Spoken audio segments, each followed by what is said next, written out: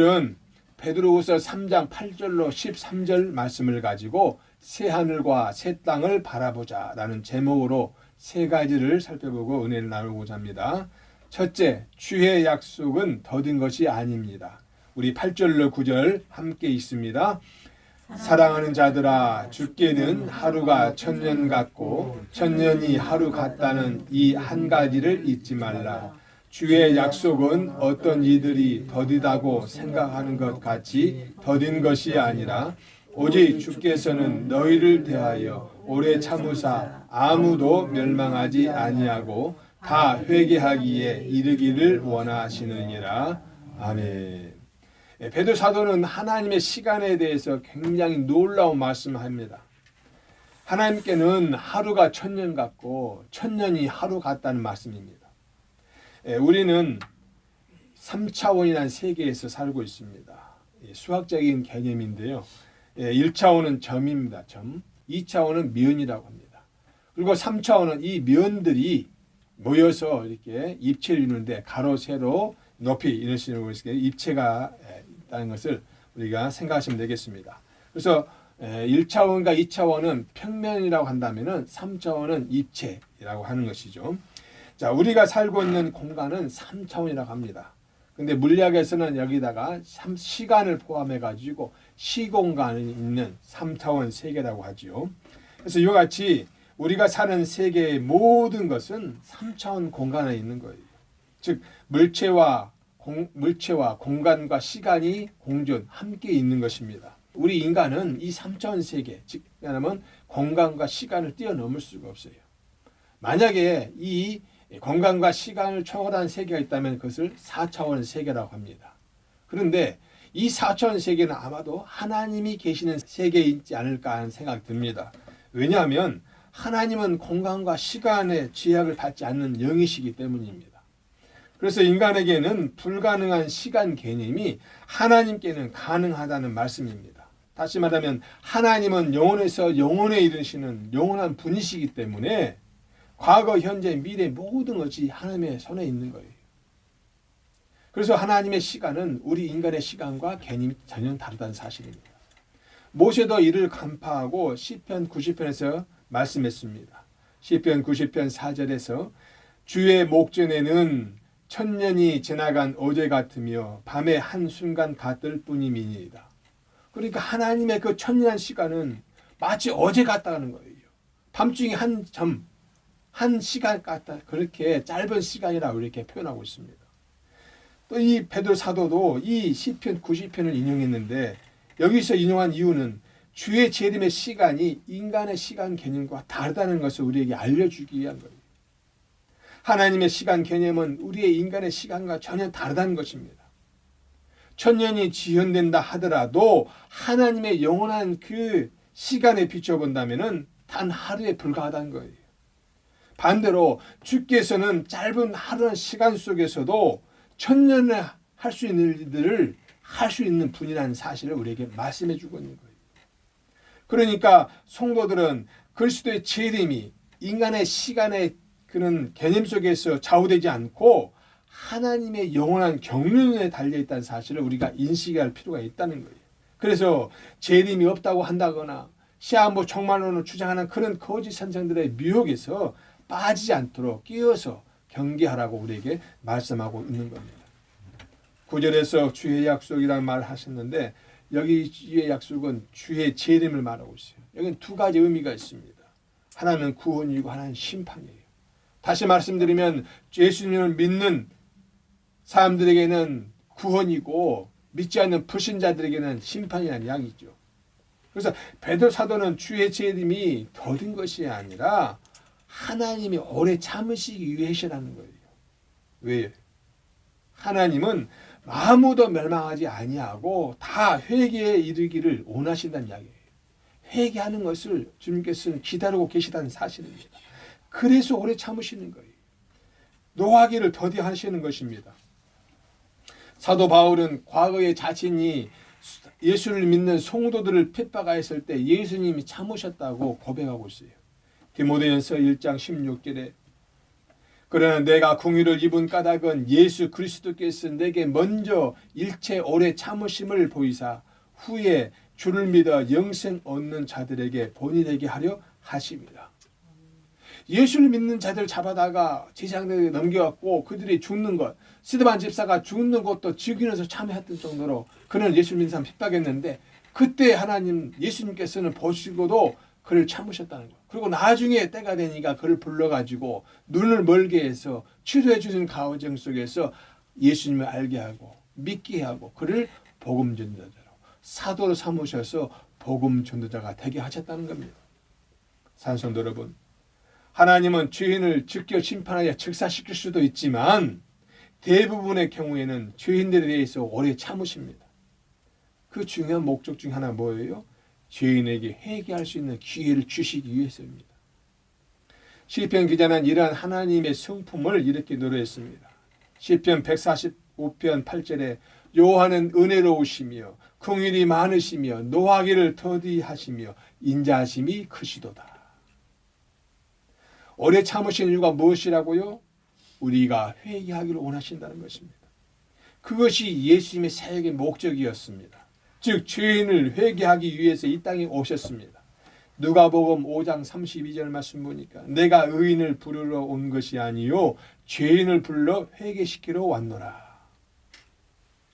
이같이 하나님이 오래 참으시는 이유는 예수 그리스도의 재림 시기와 관련해서 같은 목적을 가지고 있다는 거예요.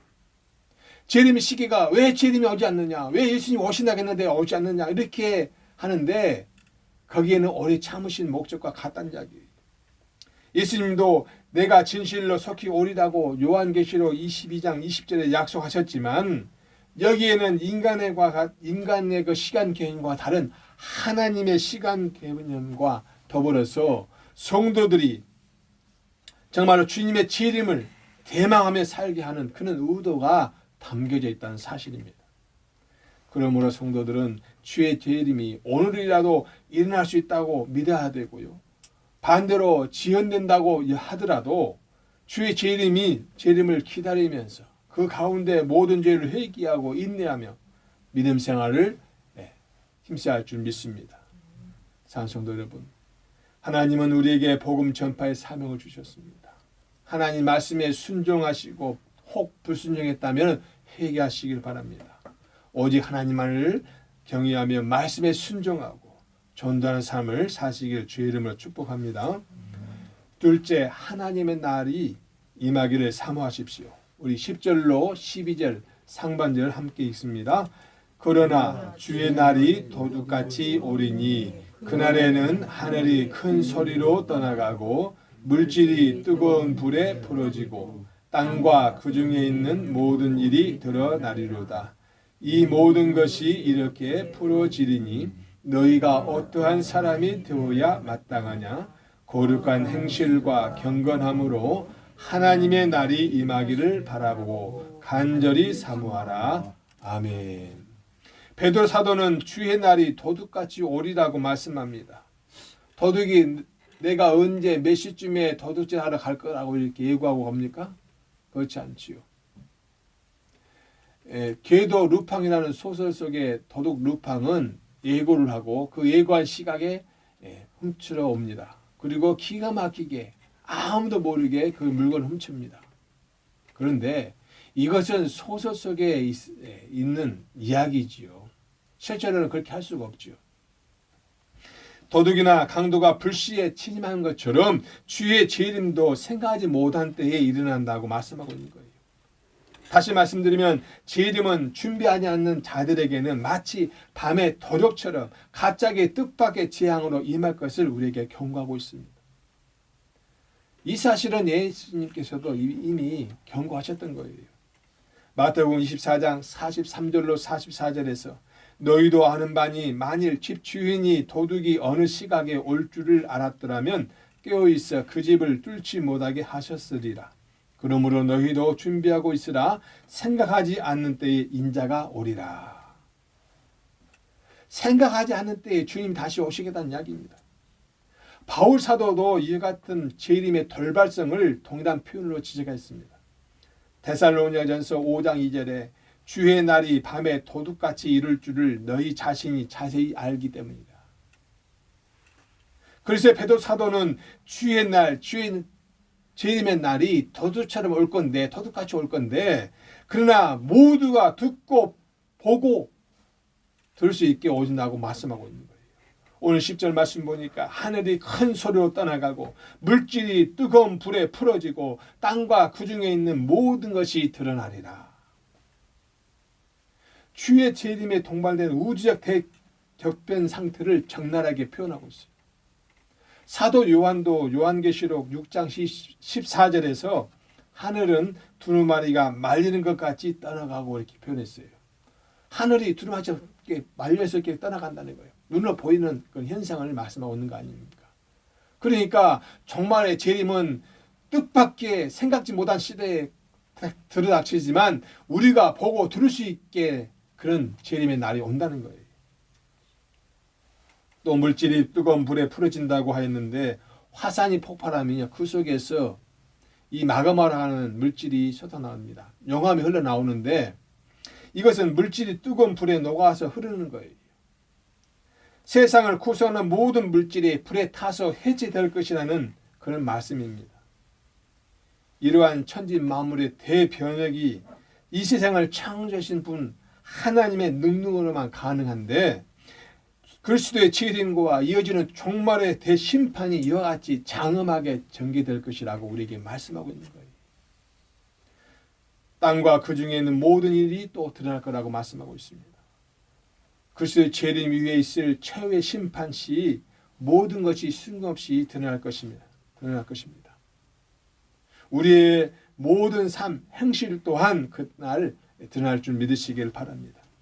그러므로 우리 성도들은 어떻게 살아야 됩니까? 베드로 사도는 수신자들에게 강조하고 싶었던 것이었는데요.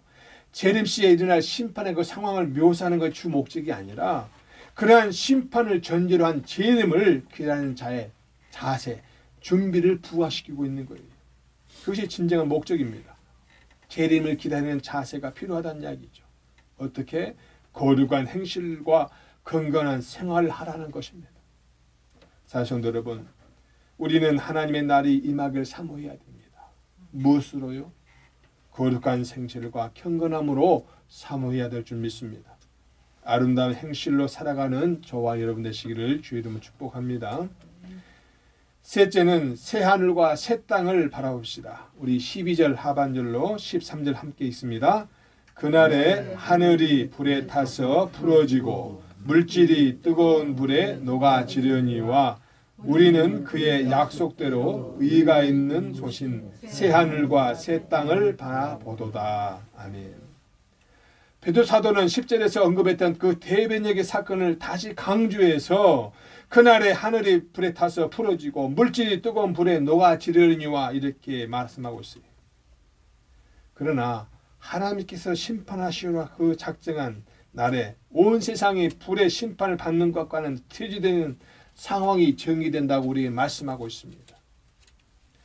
그의 약속대로 우리는 그의 약속대로 의가 있는 곳인 새하늘과 새 땅을 바라본다고 이렇게 말씀하고 있는 거예요. 세상은 심판 가운데 멸망하지만 믿는 자들, 곧 거룩한 행실과 경건함으로 주의 날을 기다리는 자들에게는 오히려 이전보다 훨씬 좋은 새하늘과 새 땅을 얻게 될 것이라는 그런 소망이 있음을 분명하게 말씀하고 있습니다. 베드로 사도는 거짓 교사들의 도덕적 또는 교리적인 그 유혹에 맞서서 확고한 재림의 신앙을 가질 것을 말씀하고 있어요. 또한 그에 합당한 생활을 하라고 권고하고 있는 것입니다. 또한 성도들에게 재림 및 종말에 관한 약속에 근거하여 공의가 실현될 새 하늘과 새 땅을 고대하는 자들이 되어야 한다고 말씀하고 있습니다. 성도들은 지금의 현재 세계가 해체되어 소멸된다 하더라도 그 위에 도래할 새로운 세상을 소망할 수 있고 또 그 소망이 그대로 성취될 것이라는 점에서 불신자들과는 다른 믿음을 가져야 될 줄 믿습니다. 성도가 새 하늘과 새 땅을 소망 중에 기다릴 수 있는 것은요, 분명한 하나님의 약속에 근거합니다. 구약성경 이사야서 65장 17절에서 하나님이 이렇게 말씀하셨어요.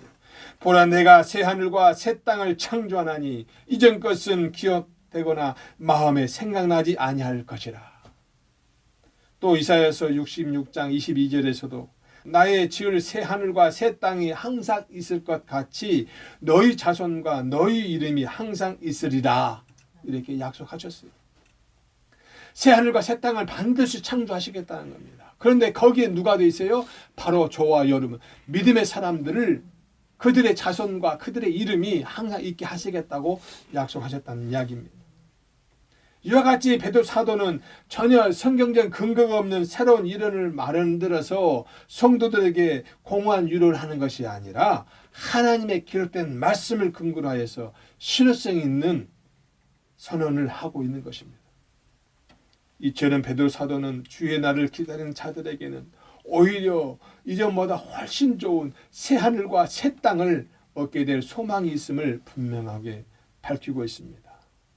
그래서 우리는 그때 그 주의 날, 하나님의 날, 재림의 날, 그토록 엄청나고 끔찍한 대변혁의 사건이 일어난다 할지라도 우리 성도들에게는 오히려 새롭고 안전한 새 세계가 창조되는 그런 시간이라는 사실을 기억하시길 바랍니다. 예수님도 주의 날을 기다리는 성도들에게 이 말 재림의 결과에 대해서 동일하게 말씀하셨어요. 마태복음 13장 41절로 43절을 말씀하셨는데 그걸 요약해 본다면 악한 자들은 멸망될 것이지만 의인들은 그들의 아버지 나라에서 해와 같이 빛날 것이라고 말씀하셨어요. 사도들 또한 주의 재림 시에 그 결과에 대해서 동일하게 선포하셨습니다. 사도행전 3장 19절로 21절 말씀 보니까 그러므로 너희가 회개하고 돌이켜 너희 죄 없이 함을 받으라. 이같이 하면 새롭게 되는 날이 주 앞으로부터 이룰 것이요 또 주께서 너희를 위하여 예정하신 그리스도 곧 예수를 보내시리니 하나님이 영원전부터 거룩한 선지자들의 입을 통하여 말씀하신 바 만물을 회복하실 때까지는 하늘이 마땅히 그를 받아두리라. 주님이 오시는 날, 그날은 반드시 있습니다. 그 시간은 우리 인간의 시간으로 계산하면 안 된다는 이야기예요. 하나님의 시간대로 우리가 판단해야 되는데 그때는 그러나 반드시 온다는 사실입니다. 그 하나님의 날이 죄악된 세상과 인간들에게는 멸망과 죄향의 날이 되겠지만 성도들에게는 세상의 모든 죄악과 고난이 끊어지는 기쁨의 날이 될 것입니다. 그래서 우리는 그 날을 사모해야 되는 거예요. 새 하늘과 새 땅이 반드시 하나님 말씀대로 성취될 줄 믿습니다. 그날 우리는 함께 살 줄 믿습니다. 사랑하는 성도 여러분, 예수 그리스도의 재림의 날, 새 하늘과 새 땅이 도래할 날이 얼마 남지 않았음을 우리는 믿어야 합니다. 그래서 우리는 우리의 삶을 정말로 거룩하고 경건한 삶으로 바꾸시고 주님이 다시 오신다는 그 약속의 말씀을 믿고 대망하며 살 줄 믿습니다. 우리에게 주신 새 계명의 말씀, 서로 사랑하라, 서로 의지하라, 주의 은혜 안에 거하라, 주의 말씀 안에 거하라를 기억하시고 하나님의 크신 그 사랑과 예수 그리스도의 은혜 안에서 새 하늘과 새 땅을 사모하며 나아가시기를 주님의 이름으로 축복합니다.